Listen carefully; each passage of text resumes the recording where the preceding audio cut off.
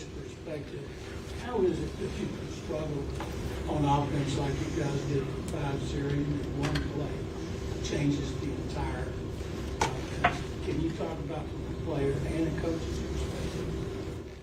When you have struggles in a game, player, coach, offensively, defensively, special teams, it's a matter of just continuing to stay persistent and understand that that's why the games are 4 quarters, right? You just have to stay the course and understand where those mistakes happen and how you can improve. But it's a matter of everybody continue to believe in each other and do the things we need to do to play well. Everybody knows when you make mistakes or you're inconsistent, they know what the issues are. It's just a matter of getting them fixed within game, and we're fortunate to be able to overcome some mistakes that we had in this last game with the turnovers. We were able to answer, get some stops defensively. Kamari is able to go and get a takeaway after one of them. So just a matter of the team continue to play around each other. That's how you overcome those. What about one big play transforming an offense like you had to say? Yeah, when you have the big play as CJ made, it does, lift everyone. I think just the energy, the morale of the entire team, even though it's not going great, when you see that one play, it sparked the energy, sparked the enthusiasm for our entire team, and it was a difference maker for us, and our guys fed off of it. Do you remember the first time you watched Kamari Lassiter and at Georgia, and just what were some of the initial impressions, and now kind of what he's become? And Kamari's been consistent. He's a tough, hard-nosed player, old school. He's a corner who loves to play physical, which is rare these days. Kamari likes to tackle, and he brings a different intensity out on the perimeter than most corners because of his physicality, but also just his smarts, intelligence, and his playmaking ability. DeMeco, can you talk about the opportunity your team has this week to do something this franchise has never done with if you can get a win? We're excited about the opportunity we have. We understand what's in front of us. Great team. KC has done a great job for the past few years of really dominating the league, being there at the end.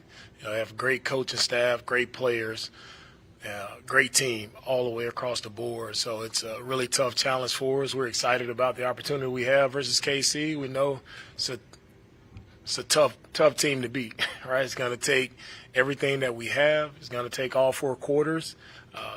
Similar to our last game, we just have to stay the course, remain persistent throughout the game, and find a way to win in those critical moments. You guys faced Kansas City early, and like you said, you were in that game. That wasn't a game where you dominated. What do you take from that as you prepare to go and face them this weekend?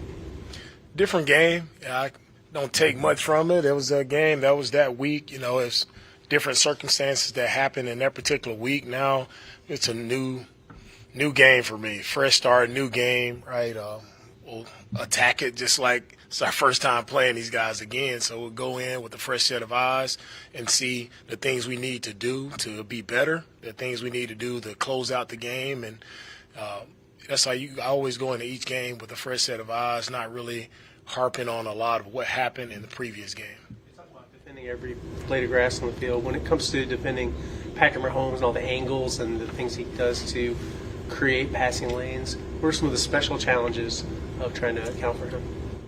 Whenever you're tasked with playing, you call it 11-on-11 football with the quarterback who is able to run the ball, it just presents different challenges. Like you have to be sticky in coverage. You have to plaster. That's the thing. You think you cover guys once and the play is still going on, and you have to look to cover them twice. So guys have to be very disciplined when you're playing in coverage versus Mahomes, because we know his escapability and not just him running the ball, but also the threat of the run and him still being able to keep his eyes downfield and make passes. Guys are wide open a lot on their film, right, because of the threat that he poses, and he just requires so much attention because he's such a elusive guy in the pocket.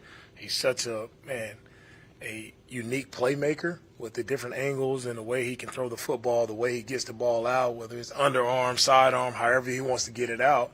He has the confidence to get the ball to his playmakers. Derrick has a unique ability to track balls in the air. What do you think about that ability in him, and does it remind you of anything you've seen? Yeah, Derrick has done a great job all year of when people challenge him down the field, he has a great ability to track the football and go make the play. Not many guys have that ability to track the football. That's why a lot of guys play DB because they can't catch it. But Derrick does a good job of playing with great awareness, but also having great hands to finish the play and make teams pay. It's obvious what Joe brings this team on the field. Like, everyone gets that. But off the field, his mentality, what does he bring this team, just his mental state, in between weeks? Joe provides confidence as he brings it every week. Like, the way he goes about his business, what he has to say to the guys all throughout the week, he provides confidence. Like, you see a confident guy who's trying to exude that confidence off on his teammates, and that's what he brings. Confidence, he brings positive energy to everyone, and that's what you need at this point in time of the year. Like, you have to believe first and foremost, and Joe brings that belief, and if you don't have it, you hear him talk, you'll get it really quickly. So, how much of a boost is it? How much of a boost is it to have a special teams unit that makes the kind of big plays like yours has been doing for you this year? Special teams just came up. He came up big for us, making some impact plays. Anytime special teams can affect the game, where it's taking the ball away, blocking a kick, like it changes the game drastically. And our guys have made some plays throughout the year, whether it's executing a fake punt, blocking kicks, getting great returns. It's all about winning that hitting yardage battle, and our special teams has done a really good job all year of that. Coach, I got a chance to speak with some of the players after the game, and it was the same. As far as the last 2 weeks is concerned, they've been talking about how good the practices have been heading into the Tennessee game, heading into this wild card game. Was there anything different, or did you just see that, Joe even told us there's not a lot of do-overs that we have to do like we, previously or earlier in the season. What was it about these practices that was different? With our practices the past couple weeks, the difference for me has been how locked in our guys have been. When our guys work the right way, it shows up in the game. Right? We have practices where we're doing a lot of repeats or guys are not quite on it, like it shows up. The inconsistencies show up in the game. So for me, I've always been a stickler for the work you put in throughout the week. It'll show up in some way, some form of fashion on game day. So I just always implore our guys our first day out, like there's no time to waste. There's no wasted reps. We don't need to waste time when we're in practice because all those things will show up later, in the week. So it's important to me that we work the right way. And when I talk about being relentless and effort and all the physicality, all the things that I preach to our guys, I want to see it throughout the week. And when we exhibit that throughout the week, it helps us to play better on game day. There's a lot of big names. Go ahead. I was just going to say, there's a lot of the big names are going to stand out, of course, from this game with CJ, Joe, Nico, Will, Derrick. But what about those guys who also contributed, like a Miles Bryant, like a D'Angelo Ross, like a Eric Murray? When you went back and you watched the tape, what stood out to you about that? Going back and watching the tape versus the Chargers, I could name everybody on our team, right, who stood out, who contributed, and were a big part of us playing well in that game. First, I think up front, I challenged our defensive line to play well, and Foley, him being back. And that was the reason why we played well in the run game. I thought he impacted the game there. Azeez making a huge play on a 3rd and 2, physical play, getting them to 4th down. Azeez Henry was consistent with where he was supposed to be all day in coverage. Miles Bryant stepping in, playing nickel. He helped us with guys just with the communication, getting guys aligned, being where they have to be, and him just being able to do his job consistently. Just a lot of guys all across the board helped us to win this game. So, and that's what team football is about, and that's what you need now going down the stretch. You need everybody to contribute.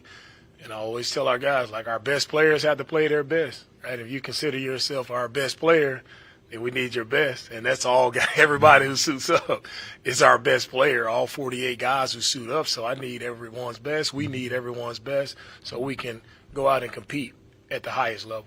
Nico, I don't know what your relationship has been with Andy Reid over the years, but when you're coming up through the ranks before you landed this job, what have you admired most about what he's been able to accomplish specifically there at Kansas City? What I've admired most about Andy is the consistency at which he's led his teams.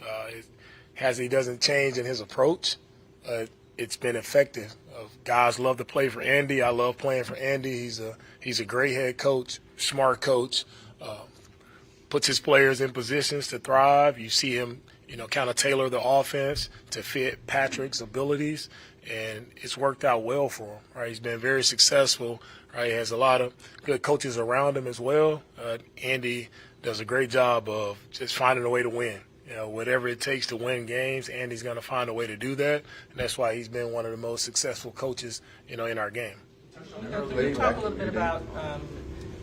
There's a lot of credit given to your guys up front on the ends, Will, Daniil, but you mentioned Foley. Just the work that you get from that entire front, a guy like DeMeco, the whole front seven. This is the first time you've had, I guess, that whole front starting seven. Is that what you envision this team starting the season? Yeah, seeing all of our all 9 guys we have on the defensive line who are up on game day, they all help in some form or fashion. But when it comes to the run game specifically, the run game isn't stopped without our D tackles, right? And that's Foley, there's Mario, Tim Settle, Tommy stepping in, DeMeco's, all those guys contribute. And with them playing with great awareness, they're smart players. So that allows us to play. It's not just, firing off the ball, playing blind. They play with great awareness, and they put us in position to make a lot of plays in the run game by eliminating space. So that D-line, it's about a collective effort from all those guys and them working together. I know a lot of praise goes to our edge rushers with Will and Daniil, but a lot of those things that they're able to do is set up by the guys on the inside. So the way those guys continue to work together and feed off of each other, that'll be important to our success moving forward. Nico Collins had a big game, actually set a record passing DeAndre Hopkins. How much do you need from the other guys to complement him and do a little more than what you had against the Chargers?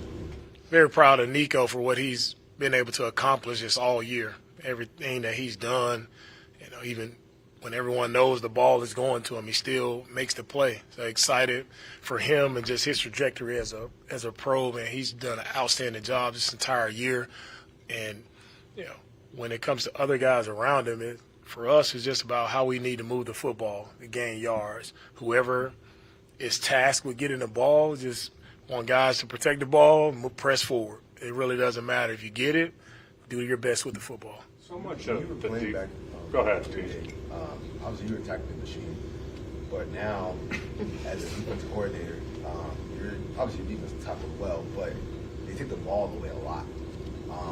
What is the biggest reason, in your perspective, why you guys are able to have these games where you force multiple interceptions on some of the best quarterbacks? We're able to force a lot of takeaways because we have a lot of good players. It's not about me. It's about the players out there making the plays, and the guys have done an outstanding job. That's it's our main thing that we go into every week is talking about attacking the football, taking the football, because we know when you take the football away, it just raises your percentages of winning the football game. So every week our goal is to win the game. So we want to win the game and we take the ball away. It's the defense helping the team win the game. So our guys done a great job of owning that.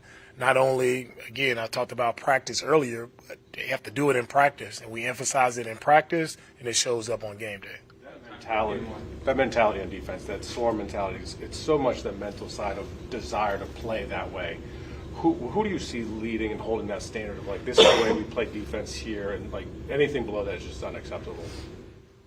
Who leads the swarm charge? That would be well, you really can't go out there if you're not about it.